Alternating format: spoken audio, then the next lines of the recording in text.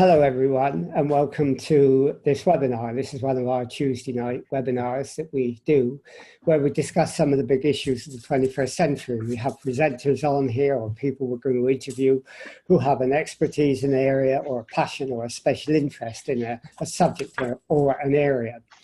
And we've got Terry Loane, who you can see here at the moment. He is going to talk to us in a minute and I'll introduce his topic. Now, can I say that we are sharing this on our webinar platform, which is called Zoom. We're also sharing it on Facebook as well. And we're asking you as you watch this, either on the webinar platform or on Facebook Live, to type any comments or questions in that you want. In this webinar, we're going to look at education again, education transformation. We've done quite a few meetings in the House of Commons at Conway Hall and have webinars about the fact that our education system is in desperate need of transformation and reform. Now, one of the fundamental pieces of reform that someone called Ivan Illich argued in the 1960s is that we should get rid of schools as institutions and start creating webs of learning. He argued schools were a very inefficient way of delivering education. They reflected the industrial age of factories. They were factory education, in fact. Now, his ideas sort of went out of fashion, but now they're sort of coming back again because we're in the digital age. And in the digital age, you can get rid of classrooms. You can get students working together with computers and in groups. So Illich is becoming relevant again. And we've got Terry Loane here who's going to go through that with us today. So I'm going to hand over to Terry, and as I do, I'm going to put some of the questions that have already come up on our sites on the chat box so that you can see on the Zoom chat box, that is. But I'm going to hand over to Terry now to make his presentation. So thanks for doing this, Terry, and over to you.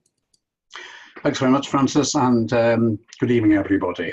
I'm going to use PowerPoint for part of the presentation tonight. The presentation should be about 20 minutes, and then after that, there'll be time for discussion and questions.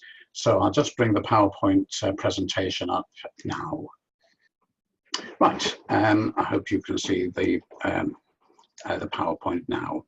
Is it time to deschool the world? I have to say, to start with, I found this picture absolutely amazing. A picture of a bleak and totally empty classroom.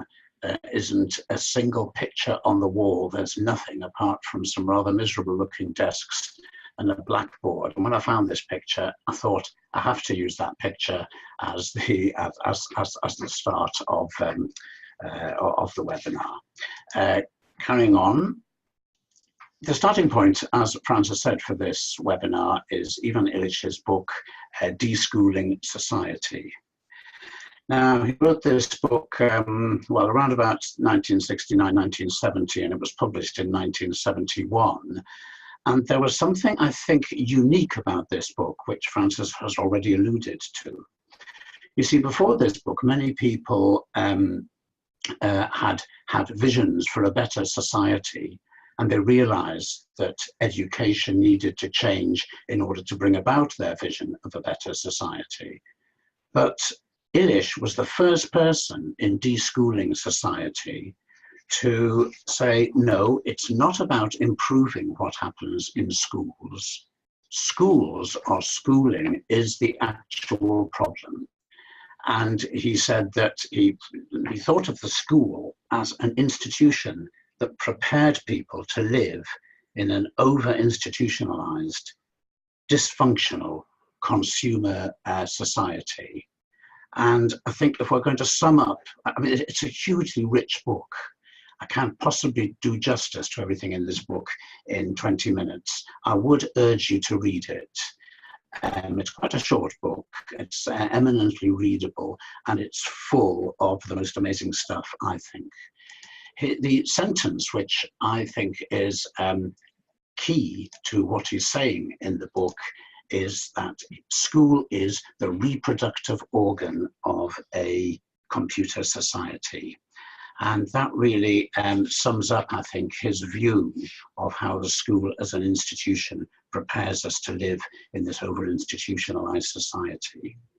Now, before I carry on to talk about what's in the book, I just want to inject a very personal note here, because in a way, this book, and indeed Illich's life, sort of frame my own career as an educator, because Illich published this book in 1971.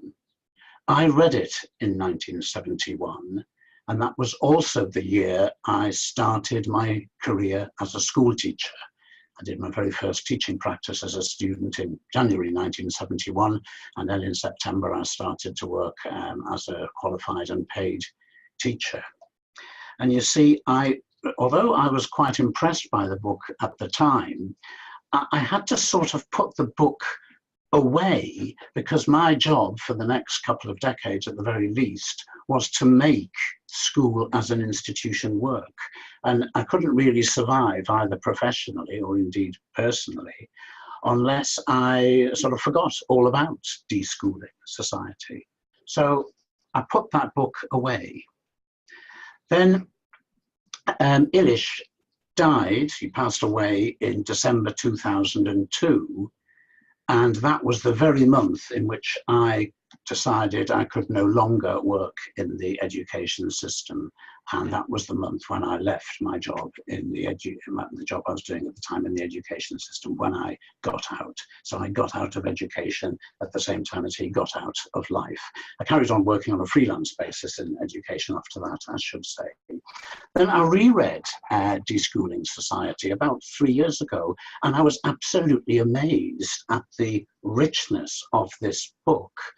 And I was also amazed by the way in which he sort of foresaw the future, because the things he writes about how schools work and how society works may have been true in 1971, but they're far, far more true today. It's as if he saw into the future. He even foresaw the internet and how that could be used for learning. And we'll find out a bit more about that soon. Now, in a way, the fact that I rejected the book in 1971 is reflected by the fact that I think the book was also rejected by the educational establishment. You see, it was quite trendy. Intellectuals, leftists, if you want to use that word, academics, some of those at least they paid lip service to this book when it first came out. But I think you have to we have to accept that Deschooling Society had just about zero impact on what was actually happening in the education system. So this book was strange. People used to say, oh, it's a wonderful book, but it had absolutely no influence, and it has had absolutely no influence up until today, because actually society is more schooled now than it ever was in 1971. But before I talk more about the book and why I believe it to be so relevant today, about nearly 50 years after it was written, I want to talk very briefly about another highly significant educational text from the 1970s. And this time it's not, excuse me, it's not a book, it's a speech. And it's the speech, that Jim Callaghan, the then Prime Minister, gave at Ruskin College in October 1976. Ruskin College was set up really with links with the trade union movement as a college for people who perhaps had not had a long education when they were younger. So it was an adult college really, but it was also part of Oxford University. And if you want, this speech is so important because it really set the scene for what was going to happen afterwards. If Illich's book was pretty well ignored by the educational establishment, Jim Callaghan's 1976 speech actually, I think, set the scene. If you want to understand what has happened in British schools over the last 30 to 40 years, start by reading this speech. Let's go back to Illich. This was, I think, the key sentence from Illich's book, "The school is the reproductive organ of a consumer society." And here is what I think is the key sentence from the Ruskin College speech. Jim Callaghan, the Prime Minister, says, "To the teachers, I would say that you must satisfy industry that what you are doing meets their requirements." And this was the first expression, I think, at the time of the idea that it was the job of schools and schooling to do what industry said it needed. Now, in a sense, that's always been one of the perceived purposes of education. But I think in the 1960s and in the early 70s, that had rather been pushed to the background. You see, ever since the end of the Second World War and until the oil crisis in 1973, we had a situation where, there was full employment, people were getting a little bit better off each year, there was security, people didn't seem to have to much worry about work. And Jim Callaghan, in this speech, turned that around. Now, I'm being a little unfair, actually, in this quotation I've put up on the screen. As you can see, it's not the complete sentence. There are a few dots there. This is the actual sentence, just to be fair. To the teachers, I would say that you must satisfy the parents and industry that what you are doing meets their requirements and the needs of our children. Now, that's slightly softer than what I put up before.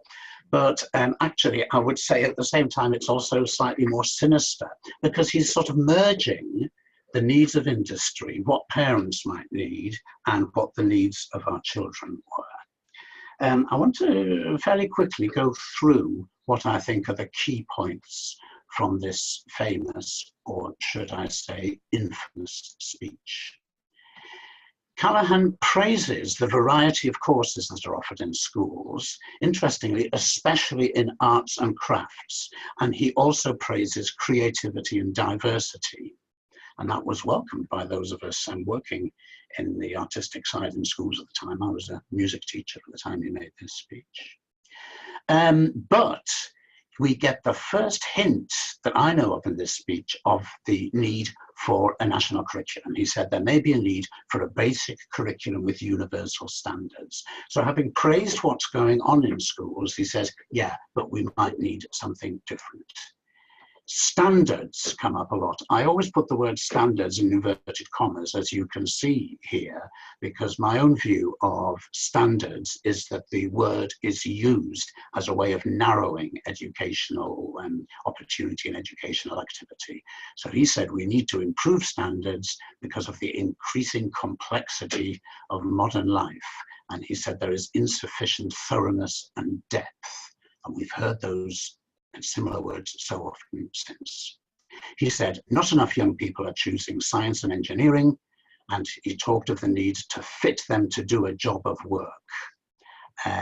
This sort of talk wasn't there in the 1970s, I don't think, before this speech. It was there ever afterwards. So we can look at two things that came out of that speech. One is about curriculum and standards, and the other is about the world of work. And my message to you tonight, I personally think that in both of those areas, things have gone very badly wrong since that speech. You see, as far as curriculum and standards are concerned, it was over 10 years before the national curriculum came in after the speech. But since then, I mean, not just because of the national curriculum, more because of other developments, what we've seen is an extreme narrowing of the curriculum. So all that creative stuff that Jim Callaghan was praising has been is being squeezed out of education by the need to maintain so-called standards in a factory learning environment. And then if we look at the world of work, things have gone very badly wrong then, because you see the message, the sort of hidden message of his speech, or the implicit message of his speech was, well, if you do all this, if you get more people to do what we now call STEM subjects, science, technology, and engineering and maths, if you get people to work harder, if you improve standards, then there will be a world of work in which we will generally be prosperous. But of course, that hasn't happened. Because what actually has happened is that young people are forced or encouraged to work harder and harder to go down this funneled, narrow curriculum. And then what happens? They end up, if they're successful, with a huge amount of student debt and earning insufficient money, in many cases, ever to buy their own home. So they have to spend their life paying a huge amount of their money to what I call robber baron landlords, and what I also call the robber baron student loan company. So I would say that this vision of Jim Callaghan's of a more rigorous, more industry-oriented education system has not only damaged the education system, but has not led to the prosperous world that he claimed it would lead to. We do not have the level of security and prosperity and actually well-being that we had in the 1970s. And I'm not looking at the 1970s through rose-tinted spectacles. Things have gone badly wrong. So let's look at whether the message from Illich, let's go back to Illich now, and look at the message, whether his book can help us here. The school is the reproductive organ of a consumer society. He actually puts 3 ideas together, which I think are rather interesting. He talks in religious terms, both about the consumer society, what he elsewhere calls the producer-consumer society.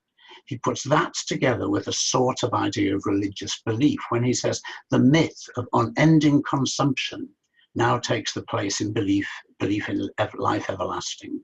We don't any longer believe in life everlasting, we believe in consumption everlasting. And secondly, in relation to schools, he says that school has become the world religion of a modernized proletariat, and it makes futile promises of salvation to the poor of the technological age. I think that's really important. And I think he was thinking about the global poor when he talked about these futile promises. But I think that schooling is making futile promises to us all.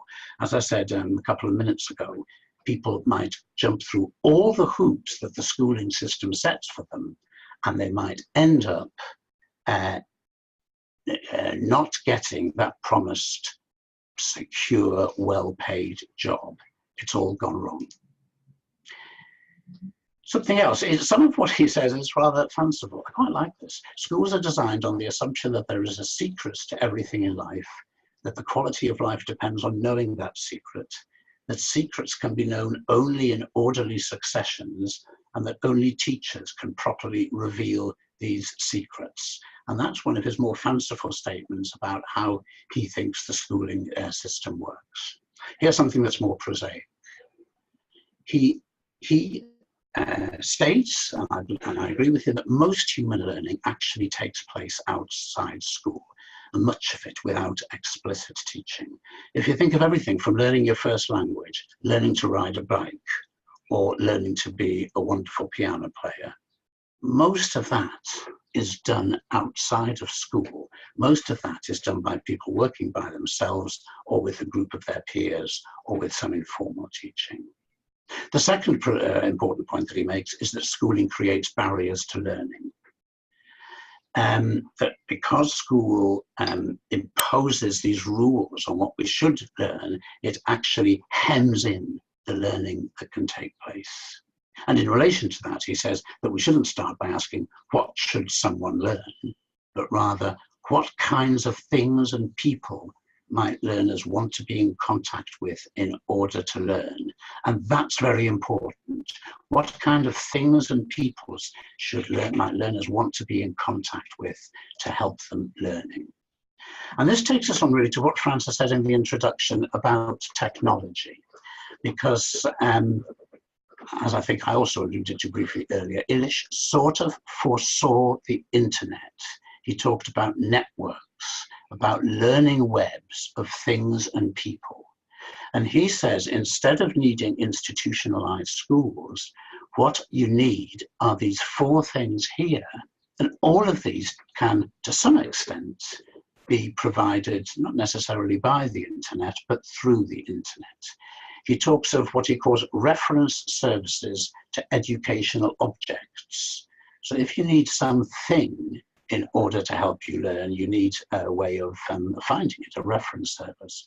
Well, certainly in relation to virtual objects, we've got that now. We've got Google, we've got Wikipedia, we've got YouTube, all of which are these reference services.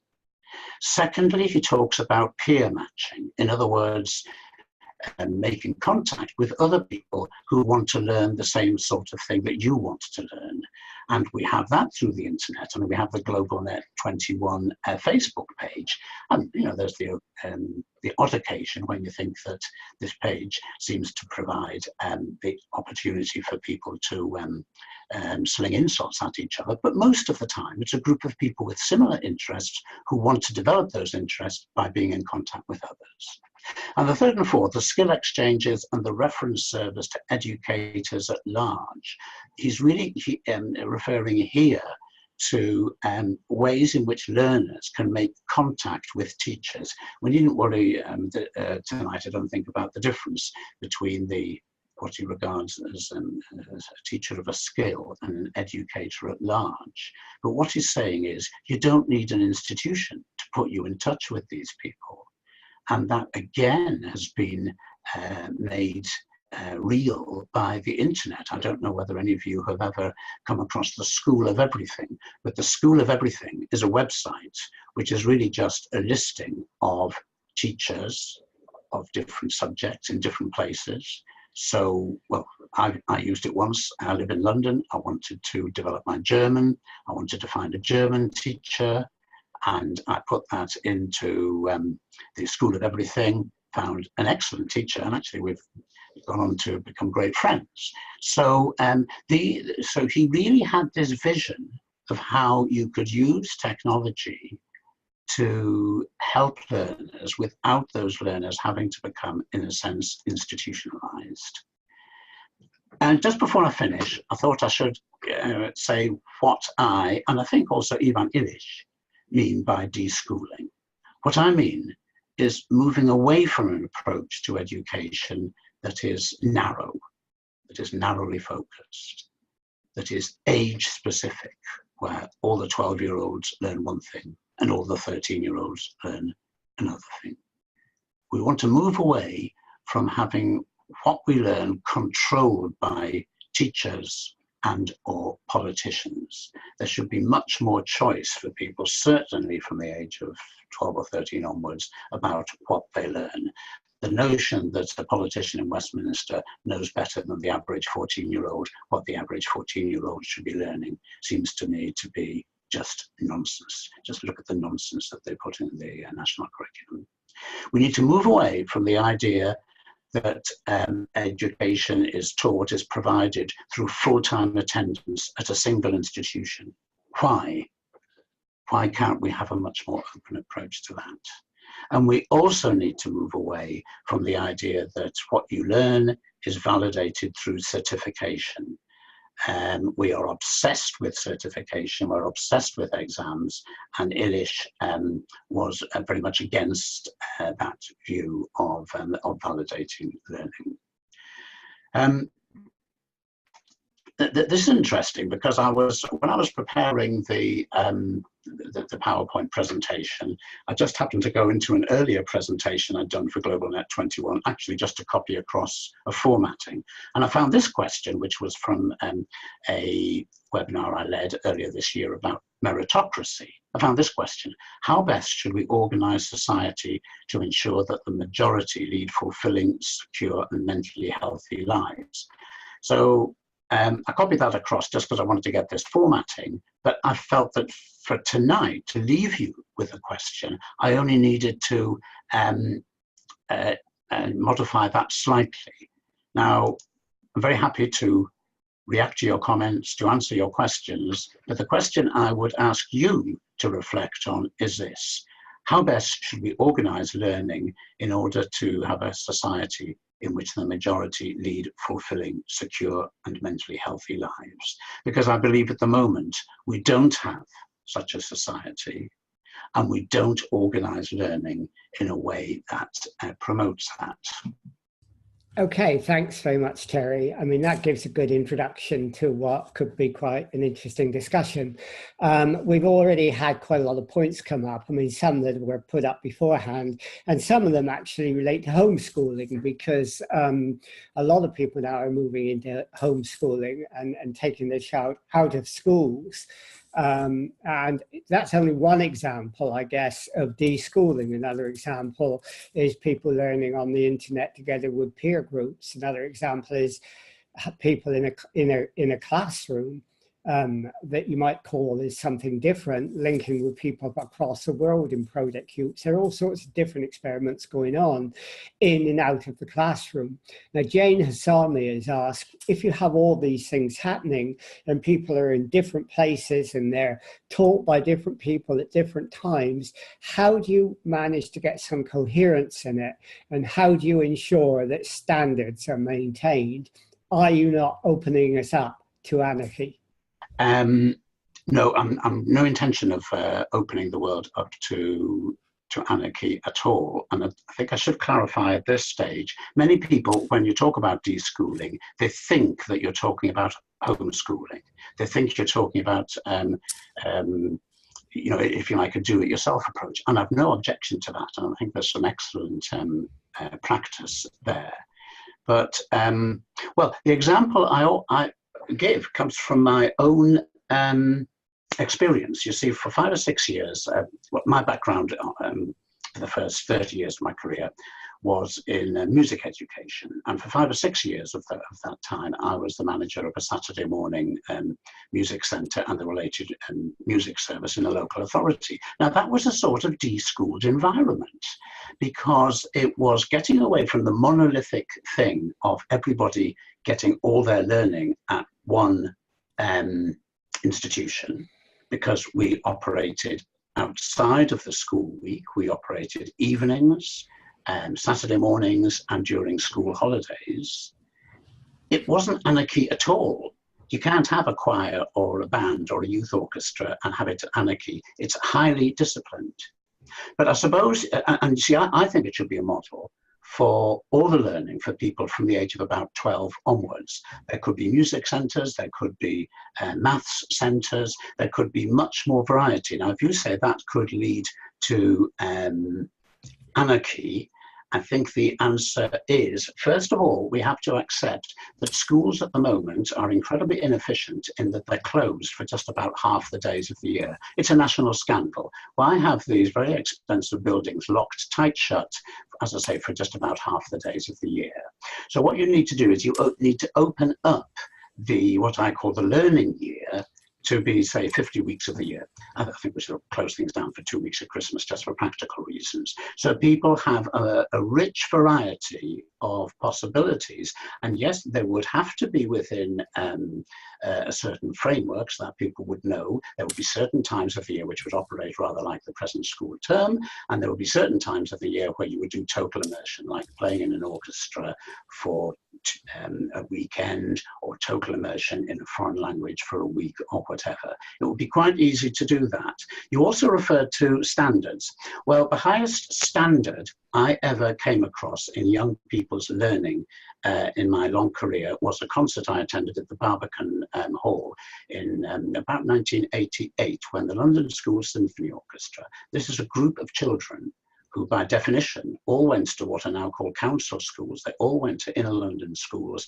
They played movements from Messiaen's Turangalila Symphony, the most complicated piece of music you could imagine.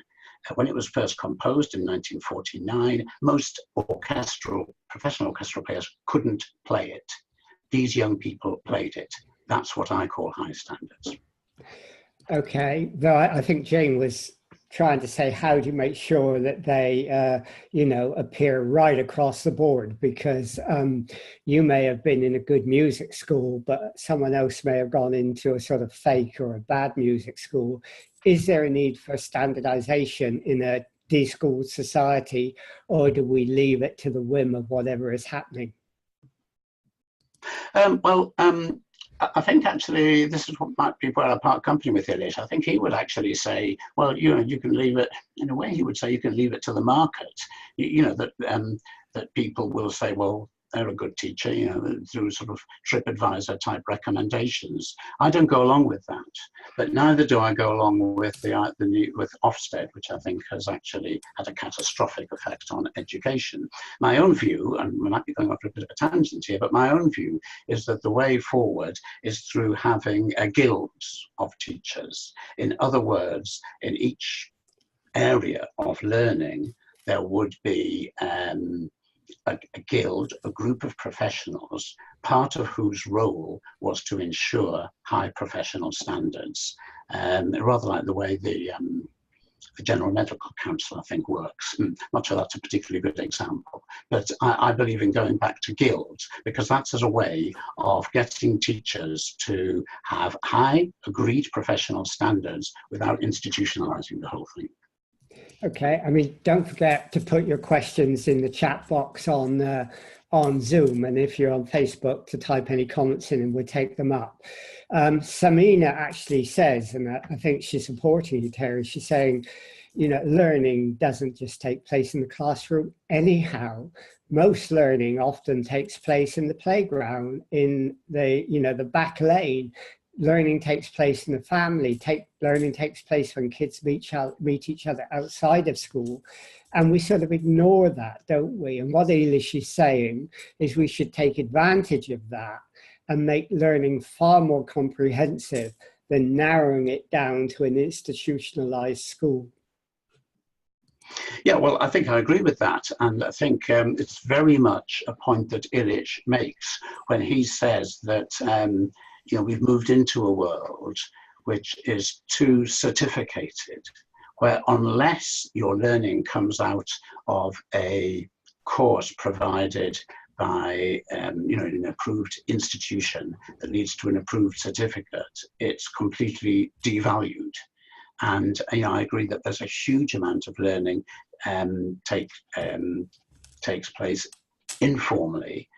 I keep on coming back to music because that's my area. And you see, if you look at that, you see all of that happening. You can see people might have formal lessons. Some of them might be in a classroom. Some of them might be one-to-one or in a small group. But they'll also go off and make music with their mates. And, a huge amount of learning comes out of that. And it's about getting out of this view that the only learning that matters is that which takes place in a classroom, in a course that's been approved by politicians and leads to a certificate.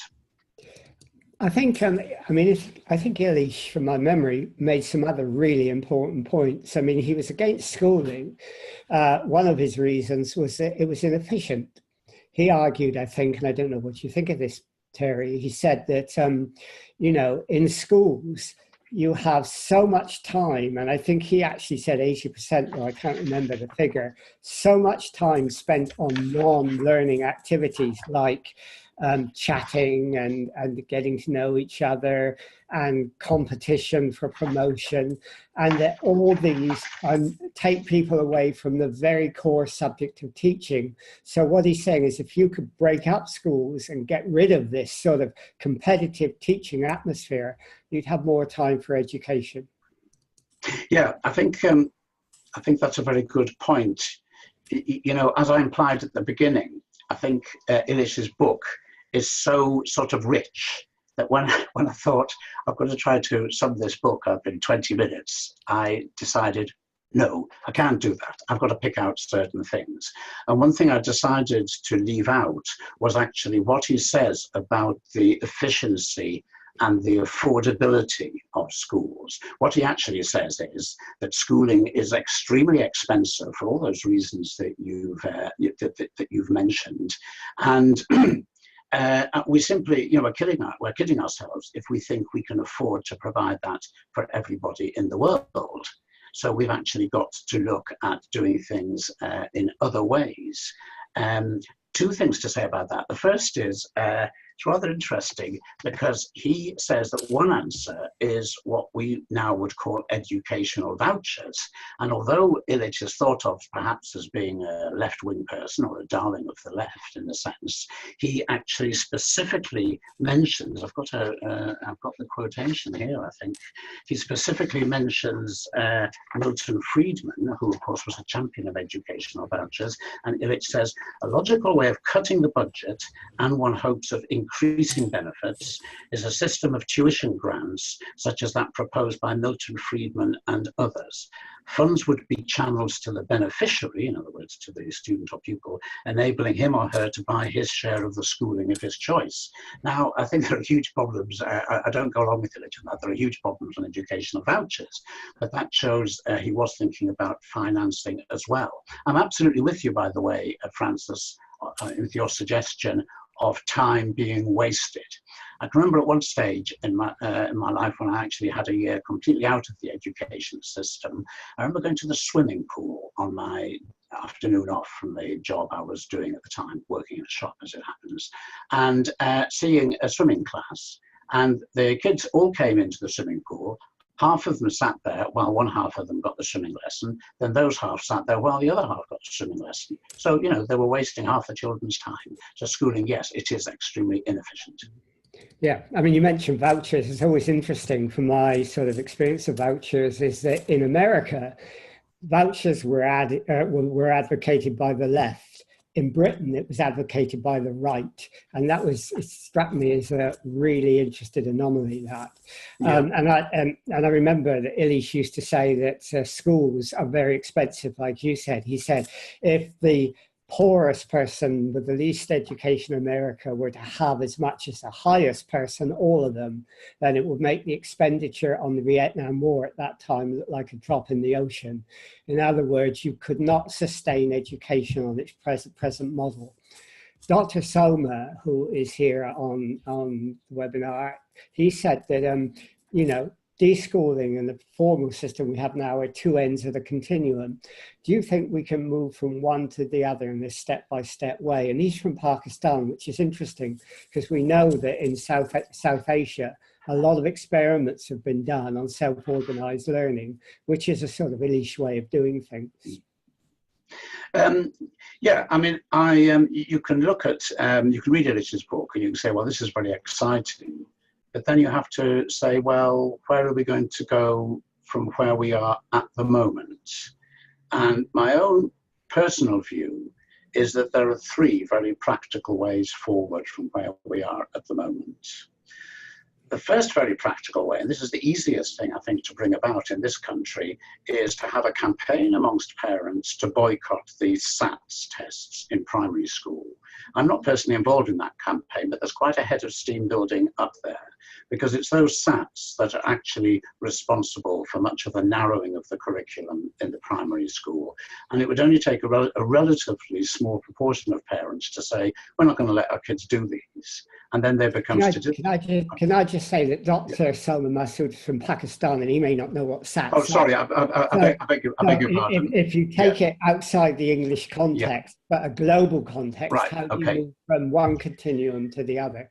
Okay, well, I think to make a more general point there, I think we have to build up the awareness of parents to the psychological damage that the exam factory approach to education is doing to their children. So whether you concentrate on what we call SATs in this country, which are standardized tests, which I think take place at the age of 11, and they're thinking of introducing them at the age of 4 even, or whether you look at our 16 plus exams, which we call GCSEs, there's a huge amount of psychological damage being caused by those. I actually regard it as a form of child abuse or young person abuse. So we have to get parents on board to ditch the exam-based culture. The second thing I think we have to do, which is a bit more difficult, is to reduce the school leaving age to 12. Because by the time children get to about 12, they're terribly different from each other. They're different in terms of their interests, their past experiences, their aspirations, their capabilities. And I think the idea of putting all people above the age, between 12 and 16 through the same process is just silly, frankly. And those are going to be major changes. But unless we're quite ambitious in what we try to change, we'll achieve nothing. We'll end up with the same narrow exam factories, just with a few frills put on them, which won't help anybody. I mean, that's what Lee Stewart is saying. I think he's saying that certification exists because we focus on schools, that exam factory, if you like, and we ignore all the other ways of learning that there are.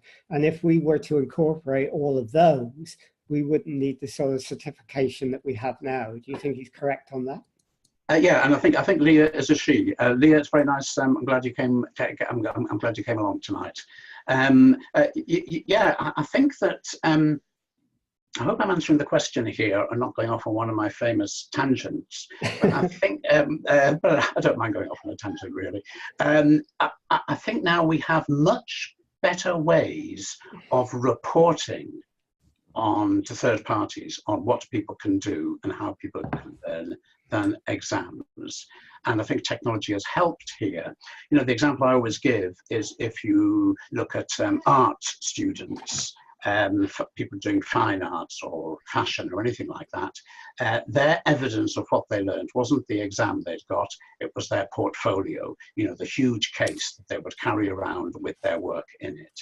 And now through technology, we can have electronic equivalents of that portfolio for really to record achievement across all areas, not just art. I hope I've answered your question, Leah, or have I gone off on a tangent, Francis? You probably did both. Oh, that's quite good. Yeah, that's good for the press of one. I mean, a number of people like Helen Dyson and Jane Salmi, Helen to begin with, though she argued differently later on, which is quite interesting as she talks to Emma on the chat. Jane is saying that, you know, one of the problems with deschooling is that you will get very often children isolated and not mixing with other children, though that's disputed by several people. They say that doesn't happen, but she's saying school does provide a social environment. And the second point, she says, she's worried that if you have people not in that sort of environment, there's a danger of, for example, radicalization. The first thing to say is that most human learning, well, much human learning, is of a social nature. Yes, we can, you know, we can sit at our desk and we can swat away and learn things as individuals, but most of the things we learn in a social context. And so certainly I would not be proposing, and I would not be happy if people led, you know, more isolated lives. And I keep on going back to my own experience, or the closest I've got to experience of deschooling, which is working outside of the regular school week with children who wanted to do music. And that was the most sociable thing imaginable. So, you know, you don't have to spend 20 hours of a week in one institution in order to socially interact with others. And I would also have to say that for a certain number of children, schools are socially dysfunctional. You see, bullying in schools starts at the top. The Secretary of State for Education bullies academies, heads and local authorities. They bully the heads, they bully the teachers, and they bully the pupils. And, you know, I'm not pulling my punches on that. So it's little wonder that kids sometimes bully each other in the playground. The whole thing is based on bullying because it's based on trying to extract performance from children. So I think we have to be very careful because, yes, it's very important that children have good social learning experiences, and sometimes their experience in schools is anything but. And I recently interviewed somebody for, two people actually, for a book I'm involved in writing, and they talked about awful experience of bullying when they were at school. As far as radicalization is concerned, my worry actually is that fear of radicalization is going to be used as an excuse for clamping down in some way on the freedom the parents have to educate their children by sending them to school or otherwise. So I think we have to be very careful of this. I don't believe that, you know, attendance, that full-time attendance at a school is necessarily a defense against, a safeguard against that. But I think that's a good point, and I don't think I've answered that point particularly well. Okay, David Holloway on Facebook is saying that, I mean, you know, Illich is saying take the classroom out, get rid of the classroom, take the student out to the world. David is saying, why don't we bring the world into the classroom in a way we don't bring in education learners, business people, manufacturers, scientists, crafts people, and so on? Isn't that a better way of doing it? Yeah, well, I think so. Glad you came along, David. In fact, it's interesting because I think, David, you and I had a conversation not many weeks ago about fences around schools. You see, if you look at schools these days, they have huge fences around them. I've often jokingly said that I wish I'd set up a business manufacturing 3-meter high green fencing, because I could have made a fortune in the schools in Birmingham. They're all surrounded by fences. However, if you go to Switzerland, where I spent some time a couple of years ago, you will find there are no fences around the schools at all. You can't tell where you, in the village I was in, you couldn't tell where you literally left the public square and entered the school. So I think that that barrier around schools, whether it's physical through fences or whether it's kind of psychological and institutional, I think that needs to come down. And yeah, let's take children outside of the school and let's bring the outside world into school. And here, actually, we might have to say that Jim Callaghan's speech had something positive to say, because he was trying to promote links between school and industry. And, you know, at its best, I'm in favour of that, because I think, you know, schools, they cut themselves off from the reality out there. And they cut themselves off from what Levin Wenger would call, communities of practice. I'm desperately looking for something from that Illich wrote here about things. Yes, I've just found it. He says, learning is the human activity which least needs manipulation by others.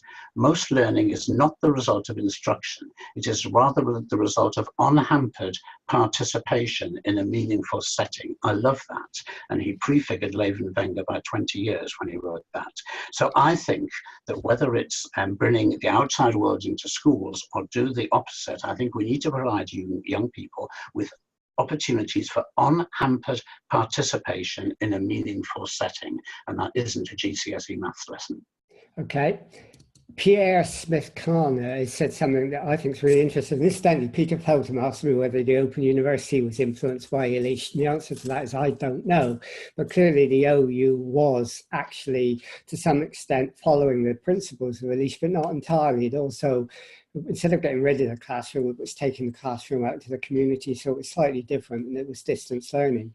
But the point about universities is one that Pierre raises. I think he's saying is you're not going to reform schools unless you reform universities, because our universities prepared to accept undergraduates with portfolio-based work or no work at all when they want to see examination results. Universities have to change first, because schools adapt what they do to what the university wants.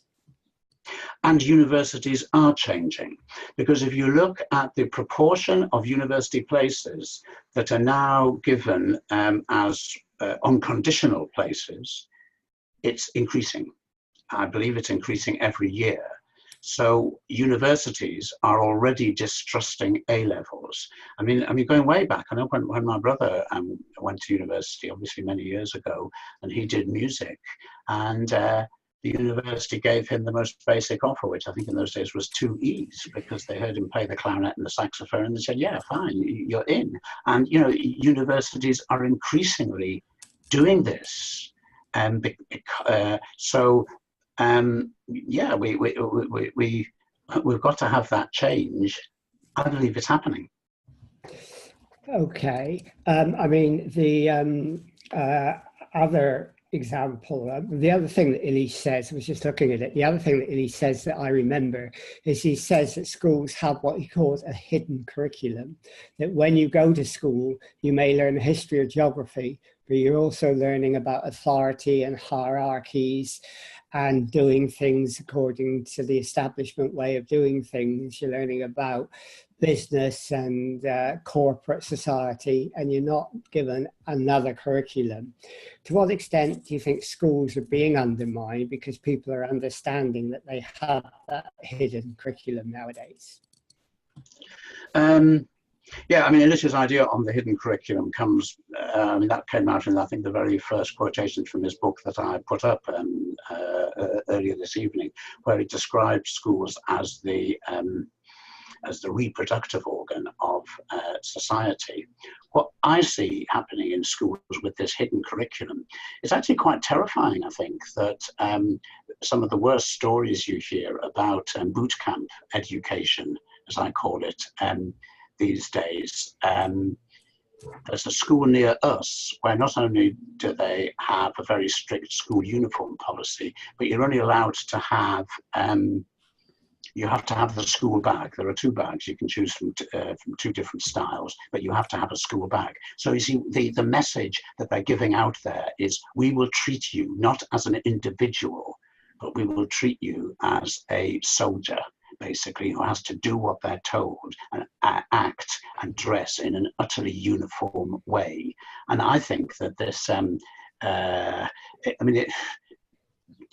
well, I would say that because schools, I believe, are quite dysfunctional, kids tend to misbehave because they're being asked to do stupid things like memorize the formula for the surface area of a trapezium.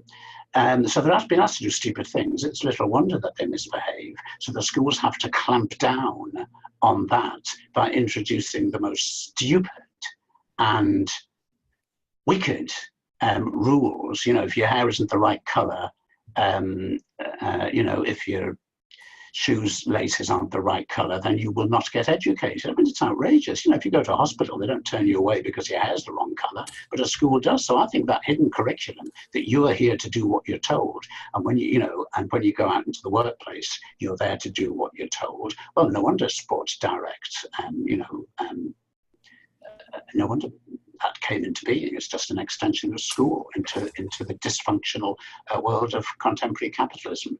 That sounds a bit grumpy, didn't it? Okay, well, right. You know, I'm quite good at doing grumpy. Well, some people argue that schools evolved in the 19th century when the industrial world evolved. In fact, they were a reflection of the industrial world. They were the factory system, as the factories that produce goods were the factory system of industry. Now, what might move us to a deschooling society is the factory system and industry is breaking down.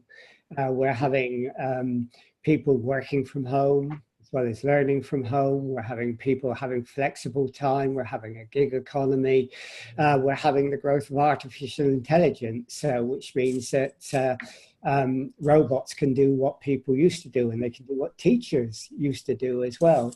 What is changing things, and what's making Illich more likely to happen in the future, some people would argue, and I don't know what you think about this, Terry, is technology. Yeah, you see, what I think is actually happening, Francis, is that all of those things that you say about how technology affects the world of work and the world of learning and the culture of work and the culture of learning, all those things are happening.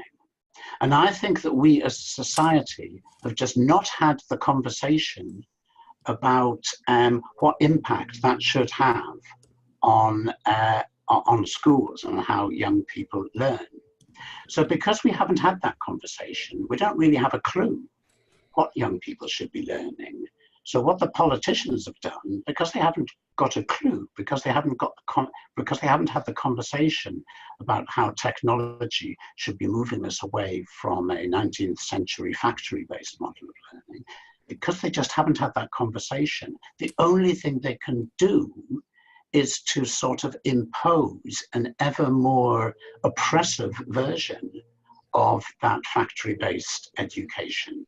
You see, what's interesting, if you look at the English baccalaureate and all the narrowing of the curriculum, is that young people today aren't being offered the sort of creativity and and the diversity that Jim Callaghan mentioned in 1976. They've been offered a much more demanding and tied down version of the curriculum that you and I did at school. You know, the curriculum has been narrowed and it's gone back to the 1960s. And that's just because we haven't addressed these huge changes. Now, if you say, well, what's going to make us address them? I believe there will be an increasing awareness, principally amongst parents, of the damage that the education system is doing psychologically to young people, and of the irrelevance of much of what they learn, because parents realize that they can lead perfectly happy lives without knowing what a fronted adverbial is. You know, and I think 10-year-olds are meant to learn that. They can lead quite a happy life without knowing what unique factorization theorem is. So why are we torturing kids by putting them through a factory system that requires to learn these things? And I think quite soon, parental opinion will latch on to the irrelevance and the psychological damage of the present school system. That's what will make things change. Yeah, okay. I mean, we're getting close to the end now. I mean, Peter Feltham is saying, you know, there are things going on in society which are very interesting, Montessori schools and so on. And we've talked about self-organized learning in this country, in India, many other places which are interesting. But one question Leah put, and maybe make this a final question, is she says that there may be teachers who agree with you, Terry. There may be teachers who would like to move in that direction, but they need a salary, they need a job, and they are fearful. They're fearful that we're going down this schooling route, or we may go down that route. Artificial intelligence will see some computerized education. Teachers will gradually be out of a job in the way that we've known it. And so they're resisting out of fear. Yeah, I think there's some truth in that, Leah. Actually, I think the fear on the part of teachers operates at two levels. I think, first of all, there's that sort of long-term fear that you mentioned, that they fear they might lose their job. I think there's also a short-term fear in that what happens in schools these days is that the culture allows for far less opposition than it was the case when I was a young teacher. I mean, I was able to object to things, and I was able to say, well, I'm not doing that because I don't think it's a good idea, and I wouldn't get the sack. These days, the teacher would get the sack. So I think fear operates at a lot of levels. I don't actually believe that a deschooled system would deprive those interested in being educators from jobs. I think the jobs would be very different, but you know, and actually, this is something that Illich says as well. He's against the idea that, you know, all learning happens as a result of teaching, but he hasn't got it in for the teachers really at all. He thinks there will still be important jobs for teachers, for educators to do, and so do I. And if we do have a more open system, then in order to avoid the anarchy that an earlier questioner raised as a possibility, there will be a need for educational coaches or mentors to guide young people through what should be a much more flexible approach. So, you know, I don't think teachers will be out of a job, but, you know, tube drivers might be. Okay. All right. Well, look, we've sort of come to the end of our hour now. So thanks for doing that. I mean, I think that's a great discussion, and I think we would do more of this because, you know, as technology does change, I think education delivery patterns are going to change, and the work of Illich is going to become more important, and it's going to have to be updated to our new technological age. So I think it's a good way to start discussion going. We've had a lot of good points come up either before we started this webinar or during this webinar, both on the webinar system and on Facebook Live as well. So it's been really good, and it's taken a lot of mental agility to sort of work on all these questions from across the different platforms. So no, that's been great. So thank you, Terry, and thank you for everyone who's taken part. Thank you for the questions you put up, and for your contribution as well. And as I said, we'll take this on further sometime in the future and carry this discussion on. So we'll end this webinar now. Thank you.